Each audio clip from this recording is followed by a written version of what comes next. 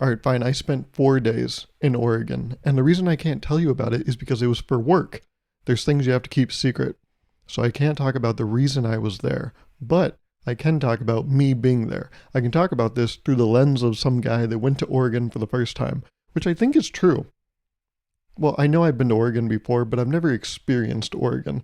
You see, there's a thing that happens when you go on trips. You tell people around you, people you're close to, you tell them, hey, I got this trip coming up. I'm going to Oregon. And usually when you tell people you're going on a trip, they ask two things. They ask, oh, okay, now they ask three things. I want to edit. Can I edit my list? Can we run that back? They ask when. That's number one. They ask where, and they ask why. They never ask who. Well, I guess I answered that first because I said I'm going on the trip. But another follow-up, oh no, I'm going to edit my list again. Can I add a fourth question? Is that cool? People always ask, well, have you been to this place before? And a bunch of people ask me that. They were like, oh, have you been to Oregon?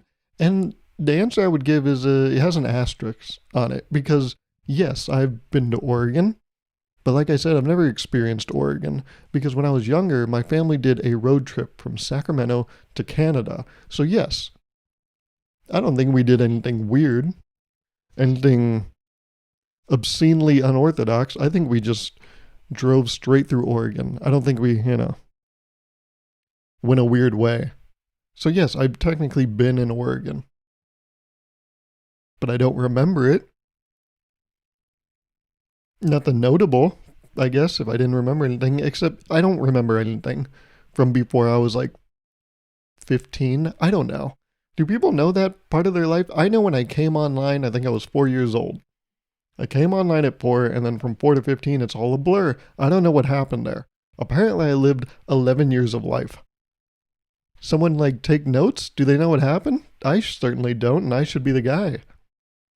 I was the history maker and the scribe, and I fucked up on both of those accounts. No history was made, and I don't remember shit. I guess there was nothing to write down, was there? But I've technically been to Oregon. But like I said, I've never experienced Oregon, so this is my first time. And I was going for work, so, I flew in. I got a rental car, I got a hotel, and this is also the first time I've ever had a rental car. Ooh, look at that. Yeah, I've never rented a car, and I thought about it, driven in another state. I've only ever driven in California, so I know the way that Californians drive, because I've been among them, my people.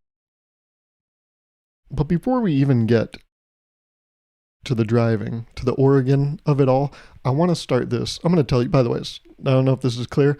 I'm not going to tell you anything about the work side of things, but this whole episode is going to be about me in Oregon. I'm going to tell you about my first experience in Oregon.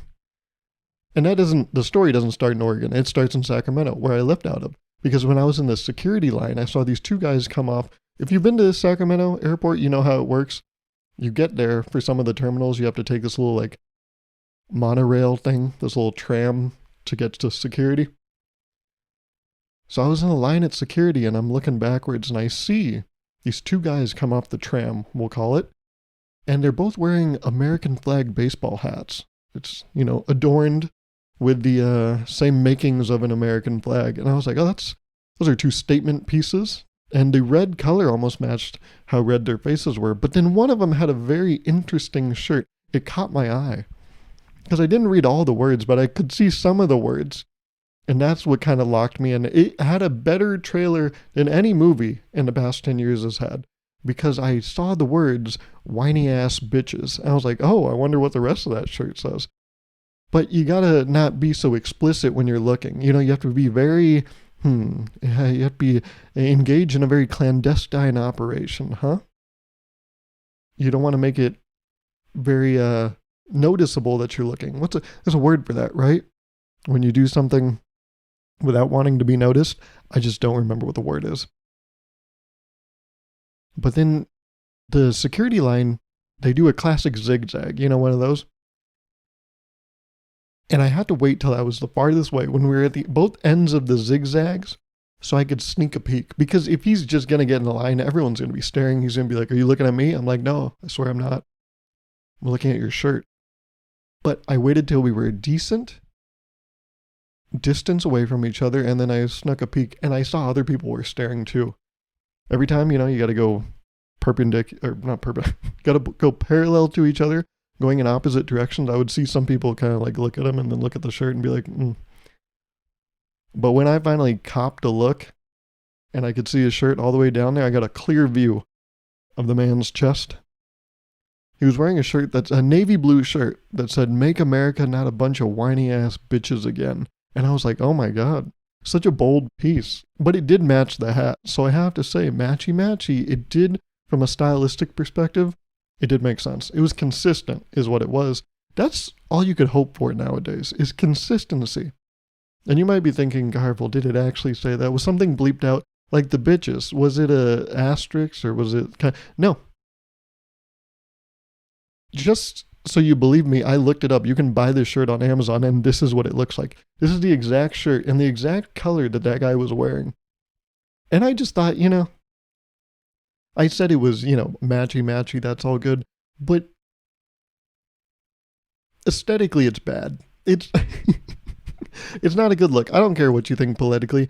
Aesthetically, it's not a good look. It looks bad. There's this, whenever I go home, there's always this, when I go visit my parents, there's always this house I pass by. And they have the Blue Lives Matter flag, and both of their front lights are this blue. And it's a really bright blue. Like you can see it coming from like a mile away. And I wish that was a joke. And every time I pass it, I always think, damn, it doesn't matter what you think. Aesthetically, that is shit. Like I thought about it. Their neighbors probably hate them. Especially if they're trying to sell their house. They're probably like, oh fuck, I can't sell my house. Property value is going all the way down. This is how it feels to have a neighbor that buys a giant boat. You're like, oh fuck. There's this thing that makes it hard to look at. And that's how I felt about this shirt. Whatever, he has his views, it's whatever. But aesthetically, it's a bad choice. I just don't understand how people, and also to go to the melting pot of America, an international airport, what are you doing? It's not a good, what? Have you seen that clip, that guy that sits in the, it's been making its rounds right now because he had to edit the shirt, and he did, it's crazy. There's that guy that sits in a plane and he has a shirt that says Joe Biden or convicted felon, and it has like it has the convicted felon like check mark or the box filled. It's a little dot, like you take an online survey. And he's sitting at the aisle seat of a plane and people are just walking by and he keeps like staring at them. I've been seeing that clip go around like Twitter a lot recently.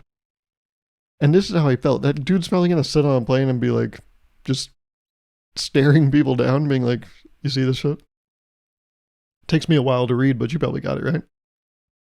Yeah. What do you think? It's like, stop. People make too many statements in life, and I think we all need to not say anything ever. Like I said in a past episode, I'm all about silencing people. I think less people should talk about the things they think. What's that? Oh, yeah, no, this is a podcast. Yeah, no, I do talk for 40 to 45 minutes, just myself about my thoughts. What's the problem with that? Is the ironing damning? Is it blinding? That's okay, because I'm the one with the mic, so I make the rules. Shut up. You're wrong. I'm right. I don't think, okay, fine. Some people should have opinions. If they're named Gauruv Virk, everyone else should shut the fuck up, all right? If the idea is not coming from me, I don't think it's valid. But I saw that. And then when I was in the actual airport, I sat down in the waiting area, the terminal, or the gate where I was at. And I saw this guy take a phone call, and he was doing that thing where he stares out the window, taking the phone call, and he's talking really loud. And I thought about it. And I would never do that. Because I never take a call in public. I don't care where I am. I will never answer my phone if I am not home. That's why if I take a phone call, it's going to be scheduled. It is very rare. Actually, it's borderline impossible for me to answer my phone if it is not a scheduled call. You have to be on a very short fucking list for that to happen. I don't even know who's on the list. I'm trying to think right now, who would I pick up my phone for? My parents, maybe? And it would even have to be the right, the right situation.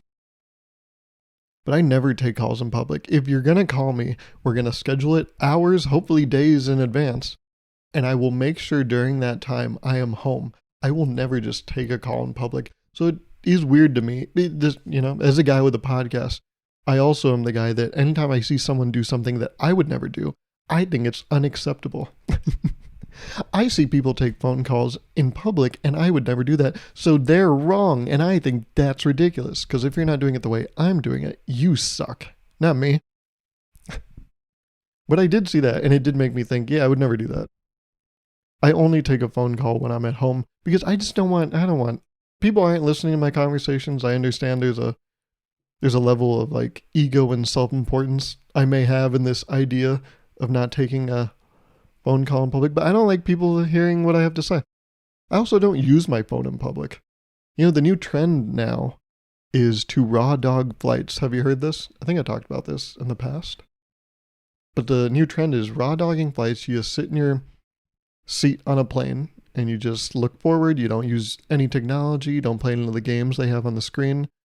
You accept those little salty snacks they give you in your free drink and you shut the fuck up. Okay? That's all you can do.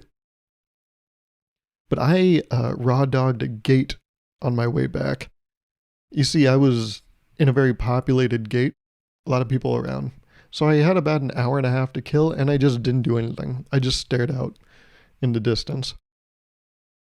Sometimes I'd open my phone, I'd check my email real quick. I was like a guy in a bar.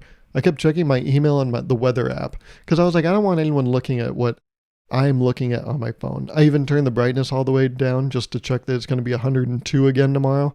It's ridiculous, but it's what I do. I don't like people knowing what I do on my phone in public, even though it's nothing crazy. It's tame. I don't do anything crazy on my phone. But I still treat it as if I'm an operative of the United States. When in reality, I'm probably just on my phone looking at like shoes or something, or like on Twitter reading some bullshit. That's fine, for someone to eaves read on you. But I don't want it. I don't want anyone having an idea. Like, I don't want anyone looking at my phone and be like, oh, he's looking at Adidas's new drops. I'm like, nah, I don't want, you know too much about me. I don't like people knowing stuff about me. And it extends to even the most minuscule, menial bullshit that you could possibly think of. So I would never take a phone call in public and I would never look at my phone in public. I would for something, kind of a cover up. Like I said, the weather app. I'm that guy. But not just at a club. In an airport too. But some people are they're really loud on their phone.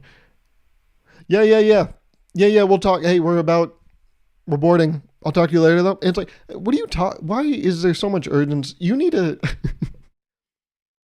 take inventory of your life and understand that nothing you're doing is calling for that level of importance that you're giving it. Nothing is that important in your life, and I guarantee it. Or maybe it is. Maybe that is that important in your life because from the look of it, you haven't had time to get a good fitting pair of pants and your polo is too tight. So maybe your life is that important because by the fit of your fit, you haven't put too much time in other areas in which you need to. So my bad. It's always dudes in really, really skinny, like gray washed pants that are always taking phone calls too loud in public. I don't know what that is. But then I finally did. I came to work and I got my rental car. It was a Toyota Camry. And I went on the highway. I'd take the highway for about half an hour.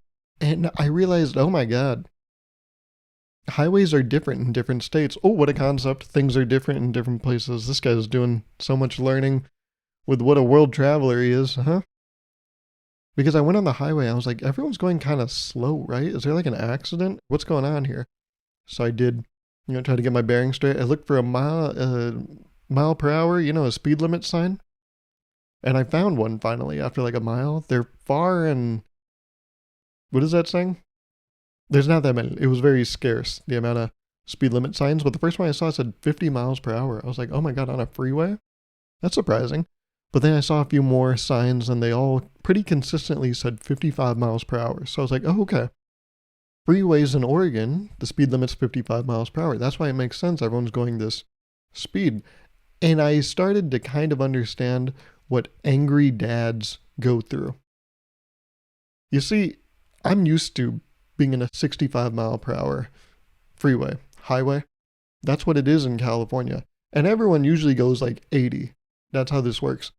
So already there's a delta of 25 miles to what I'm used to. So it felt really drastic. It felt like everything was, like I said, there's like a car accident ahead and there was a little bit of traffic, yet there wasn't even any backup of cars. We were all just moving really slow. So I started to understand, oh yeah, I'm able to keep, I think, my temper down when I'm on the road. But I could understand if you do have a loose temper, a quick trigger, a hair trigger, this would piss you the fuck off. Because, because yeah, now I get it. When people go slow and people yell at them, like, come on, hurry the fuck. I never understood it. But being around other really slow cars, I understood, oh, this could piss someone off.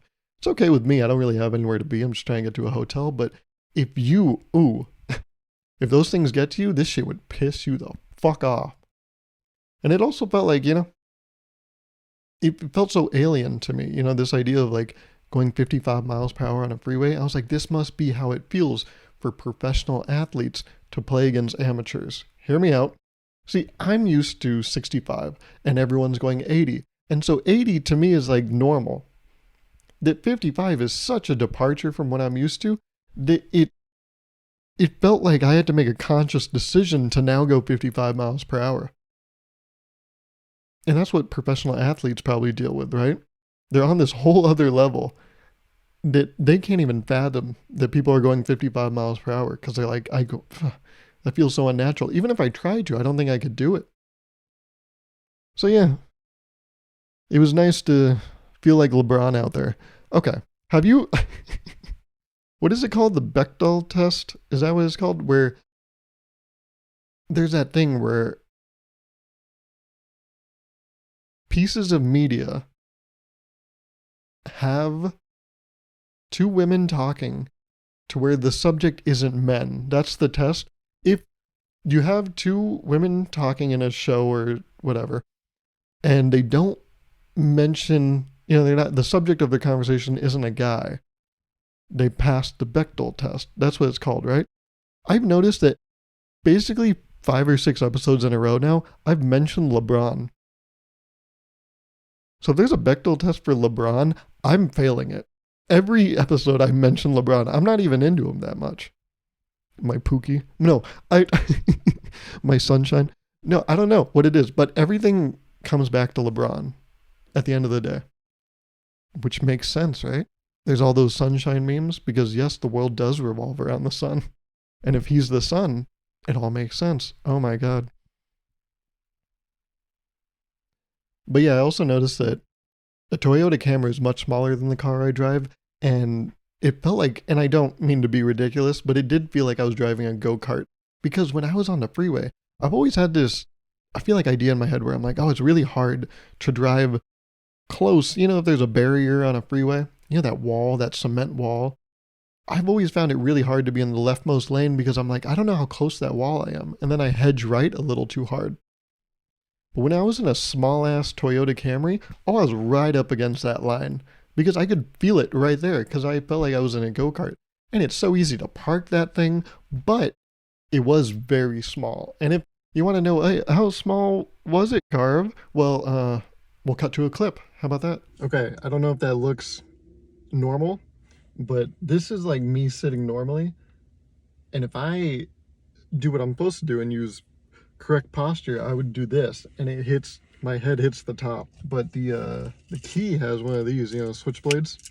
So that makes it all worth it, doesn't it? Like every time I move my head, it's like moving my hair, which is kind of, well, you get it, right? You're watching it happen, so you understand. This is cool. But yeah, here, let me try to give you the POV of what I'm seeing. See, this is like driver POV. I keep seeing the top, this mirror thing right here. And then look, the mirror, the back mirror The rear view mirror, it's right there. POV, your shack in that one commercial where they're like, see, even he fits in our car. See, I feel like the normal POV should be like this, but instead it's like this.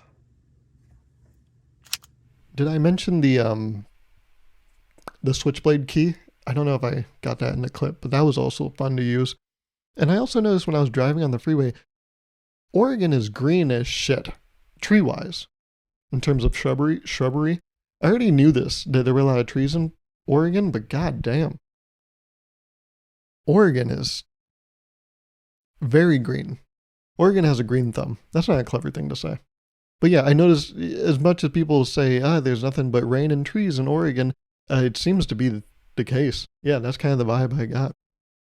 And the first night, I tried to, whenever you go to a new place, I try to try new things. There were plenty of McDonald's and Burger Kings and whatnot that I could have gotten food from, but I wanted to try something new. So I tried Burmese food. I didn't even know Burmese food was a thing. And it's like a mix of like Indian and something else. It's very close to Indian food, but it's just a little off. It reminded me a little of Afghan food, just a tad. So I got, samosas and chicken wings, and good God, I had these like sweet mango chicken wings, and oh, those are very nice. I like what they did with the place.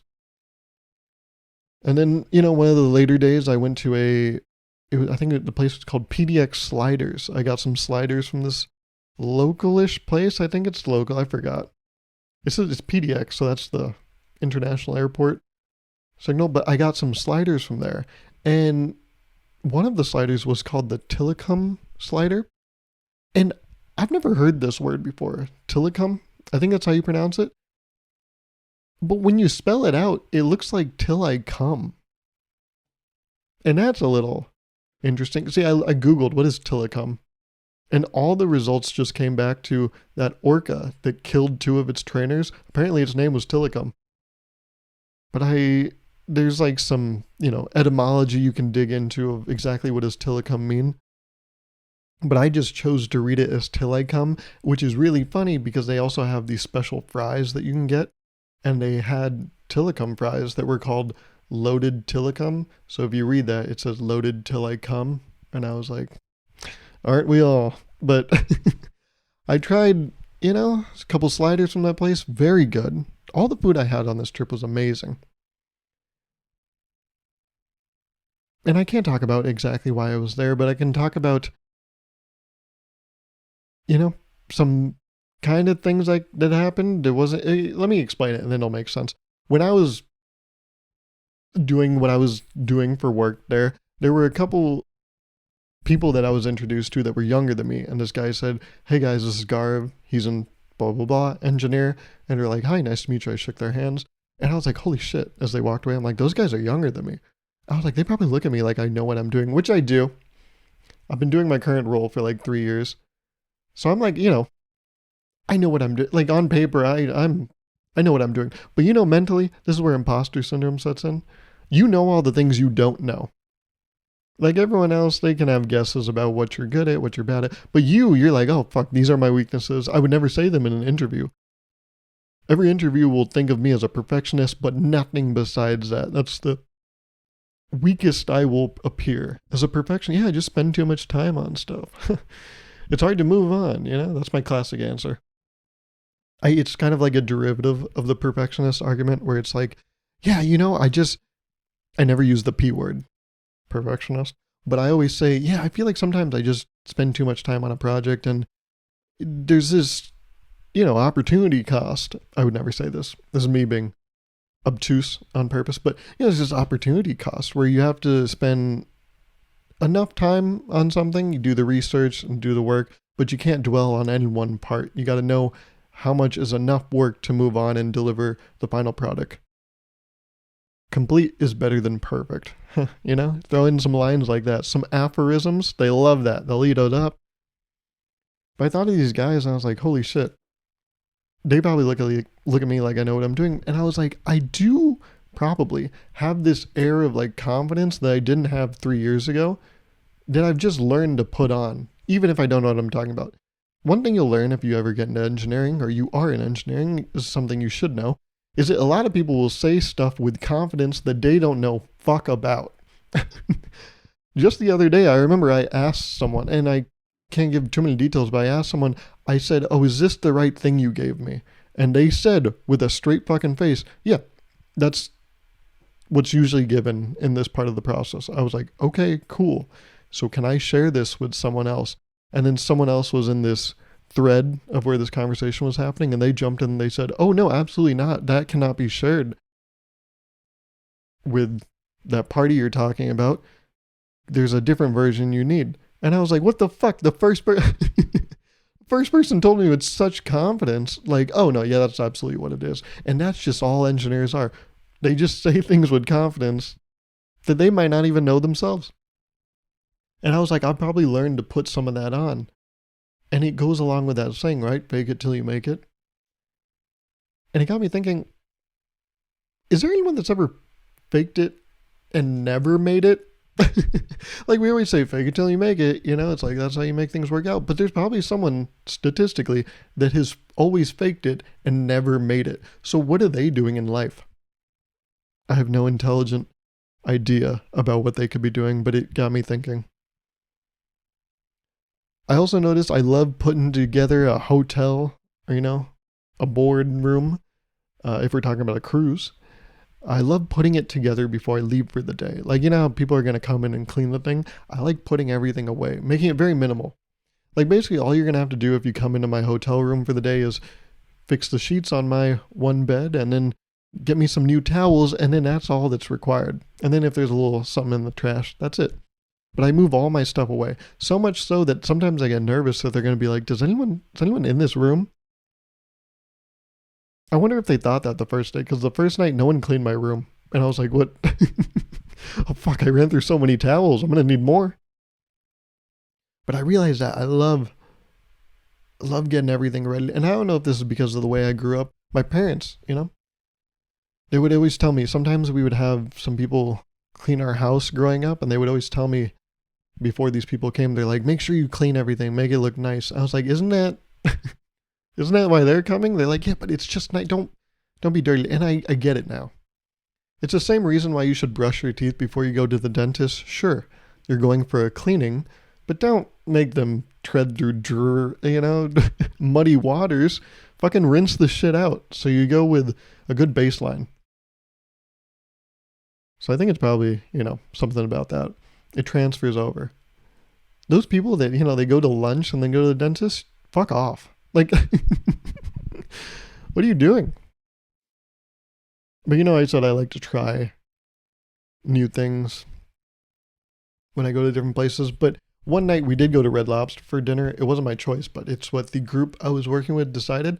And we went to Red Lobster, and I started to drive back to my hotel that night. It was about 30 minutes away. And when I was on the freeway, I saw a big neon sign. It said Krispy Kreme. I was like, oh my goodness. And it was about 9:53 at this point. So I got off of the next exit, and then I started messing with my GPS. I was like, take me to Krispy Kreme. And it took me there, and I checked the hours, and it said closes at 10. And I got there at 10:01. I was like, fucking hell.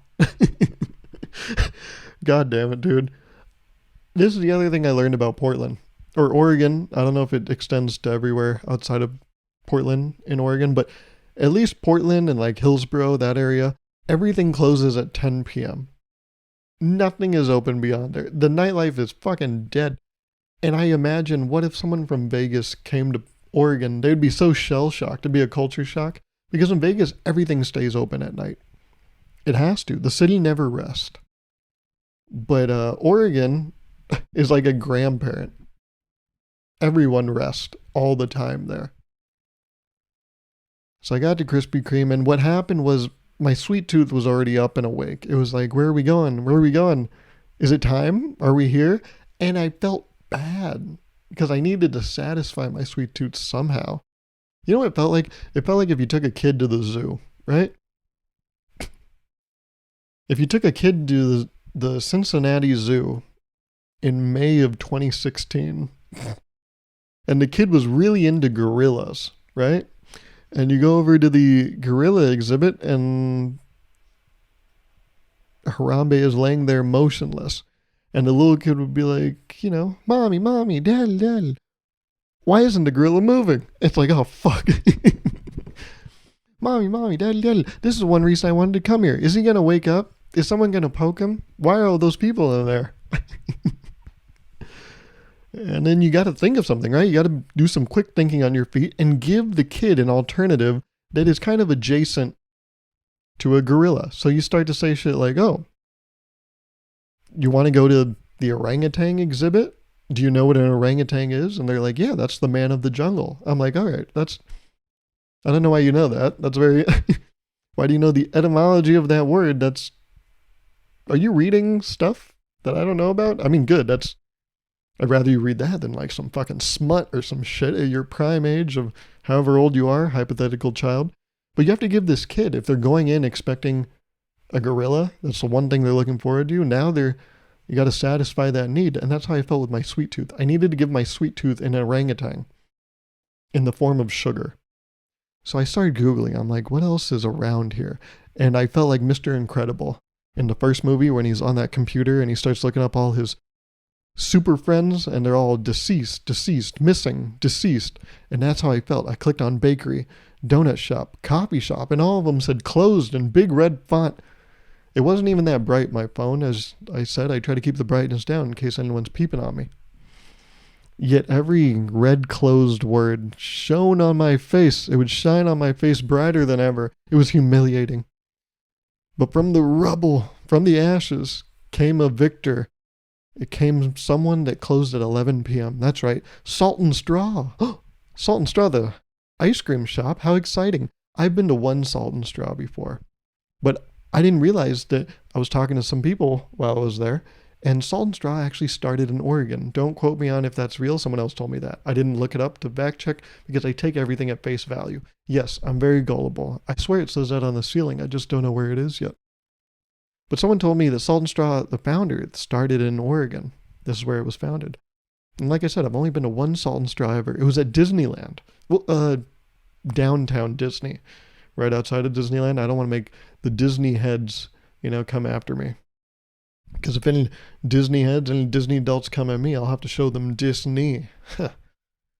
That's right, I fight only using my knees.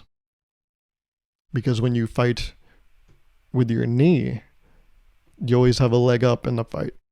Anyways, that was kind of a bar, think about it. But I've been to a Salt and Straw before. They have very eclectic flavors. I was like, oh, this place is only 15 minutes away or so. I can make it. By 11 p.m., let's fucking do it. So I go, I make the trek over, and I pull up, and you could see it from a mile away. Like they were blue lights and a blue flag. You could see it from a mile away. That place was flooded with high schoolers. Easily 40 to 50 high schoolers were in line at that place, sitting on the outside. They were all sitting crisscross applesauce and handicap parking spots. And I was like, all right, that seems like a little bit of a problem, but that's okay. I drove up to it and I was like, I'm absolutely not doing that. And I drove right past it. I was like, it's not worth it.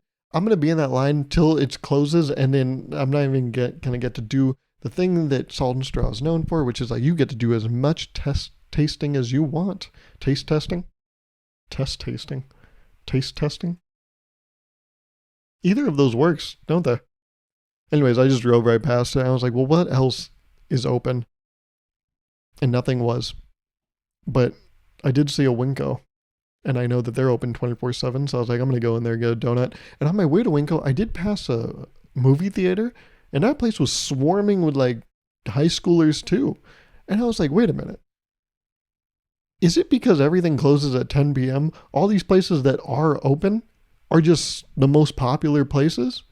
And I was like, wow. So you could just go there and open a business that's open after 10, that's marketed to kids, and then fucking make bank because they have nothing else to do on a summer night. But yeah, I went into that Winco, I got my little donut, and I got out of there. Another thing I did on this trip, I like to try new things from the slider place. I also got, I think it's called a Brew Doctor Kombucha in a can. And we'll cut to a clip. All right, I got a couple minutes. So look, I got this Brew Doctor Love Potion. No, it's just like the love flavor. I don't know what that means, but it's organic kombucha. I've never tried kombucha, so cheers. Lavender, chamomile, it's chamomile, and jasmine green tea. It's good. Great review, man. What's that, chef? What do I give it? Um, yeah, I mean, I would try it again. What's that, chef? How many stars? Whatever the most is. You deserve them. You're a star. So take the max amount of stars and put one more on it because that's you. It's good.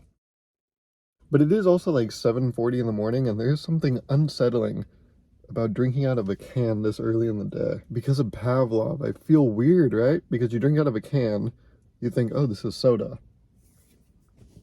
But it's not. So this feels scandalous. Ooh, a scandalous morning, which is something that no one has ever said in Hillsboro, Oregon. Wow, it takes me back to Wilts, doesn't it? Good old Wilt weeks. Today is Sunday, July 28th, and today I learned what it's like to go to Oregon for 4 days. But it takes us to the end of the trip where, I finally am on the plane getting back, and I load up my stuff, and I'm going through security. I put my backpack on, it has a water bottle in it, and the TSA guy goes to reach for my water bottle, and I just go, oh, it's empty, by the way. And he goes, yeah, I mean, I was just checking. I was like, all right, don't. I was just, two things can be right at the same time, okay? They can both be true. I'm telling you a thing, and don't have to fucking give me some attitude. Fine, I know you have to check. But I do got to give props, to the TSA. This is the first trip, I think, in 2 or 3 years, basically since I've traveled after the pandemic, where I have not been stopped by any security. Every trip I've taken in the past 2 years, I've always been stopped and taken to the side, asked bullshit questions like, hey, you got $10,000 cash on you? You bringing fruits in here? Huh? What's your first and last name? I'm like, give me something hard. Your birthday? I'm like, oh, fuck. I don't know that one. Ugh, if I only knew, I would have studied. But the TSA guy was like, yeah, I was just checking. I'm like, all right. Don't. I know what you're doing. It's not. All right. But then I was on the plane, and I don't know why planes do this sometimes. I need to look it up because I'm a little curious. When you're all boarded on the plane, you're sitting there. Someone will usually come in, one of the flight attendants will come in with a clipboard and be like, hey, we're looking for these 2 people. We're looking for these few people. If we say your name, let us know. And they said the first name, no one raised their hand. And then they said the second name, and it was a woman's name. And this woman in the front of the plane goes like this. And the flight attendant goes, oh, ma'am, is that you? And she goes, oh, no, I was just adjusting my air. I was like, don't fucking have it. Have an ounce of goddamn self-awareness. They're looking for people, and the people, if identified, are going to raise their hand. Don't go like this. And it's weird. I could have sworn she went up with an open hand. She didn't even go like this, to adjust the thing. She went up like a raised hand. And I think she was cool and nice about it. But imagine if someone had an attitude about that, being like, oh, yes, ma'am, is that you? Me? No, I was just raising. Don't fucking look at me. I'm just raising my. All right, Jesus. But it's just funny to me sometimes, stuff like that. And the last crazy kooky thing that happened on that plane was I was watching The Office, on my Southwest app, or in the Southwest browser. There's these 5 or 6 Office episodes that now I've watched them all, so I'm going to need to find some other show to watch on that app for future trips. Either that or just never go on a trip again. I can't decide which I want to do. But when I was sitting in my seat, I noticed something out of the corner of my eye, out the window, and I look and the whole world was on fire. All right, Gauruv, you're being ridiculous. Was the world? No, it was. Look at this recording I took. The world was just on fire. I was like, what the fuck? I noticed it was a perfect line, so I'm like, that's probably a controlled burn, so they have it under control. But it did get me thinking, what if I was on a plane and the world just caught on fire? Would I mentally be able to grapple with that? And the answer I came to was, It doesn't matter because I wouldn't have a choice. We would land the plane, or the plane would just keep flying until it runs out of gas, and that's curtains, folks. But I saw that and I was like, oh, that's kind of interesting. I don't think I've ever seen fire from a plane. It seemed like flying on top of a volcano, but scary because volcanoes, if they're on fire, you're like, of course it's a volcano. But when you just fly over the earth, specifically Sacramento, you're like, wait, Sacramento's not supposed to be on fire. What is that? And I don't know why this happened, but one of the flight attendants came from the back of the plane and she tapped me on the shoulder. I went back to watching The Office. She tapped me on the shoulder. She was like, did you see out the window? It's on fire. I was like, yeah, no, I saw that. And then she went up to the front of the plane and she tapped like one more person on the shoulder and was like, do you see that? I was like, how'd she pick me? Why did she tell me? Like, did she see me like kind of take a video? Because I was already back fully looking at how Dwight's going to tell the office to lose weight. I don't know how she knew that I was going to have some mental, real estate. I was going to have some mental, like, how did she know I was going to care about that? I thought that was interesting. We bonded. Even if it was the end of the world, that flight on that night, at least I knew I might have someone that would tell me it's all right. Because I found a mate in that woman. That's right. We're going to get married next week. What am I talking about? Anyways, but I think we're about time, right? So that was my trip in Oregon that I can't tell you about. I'm not telling you a goddamn thing about it, all right? But that is what I could tell you. So I did. And I will talk to you next week. Okay? Bye.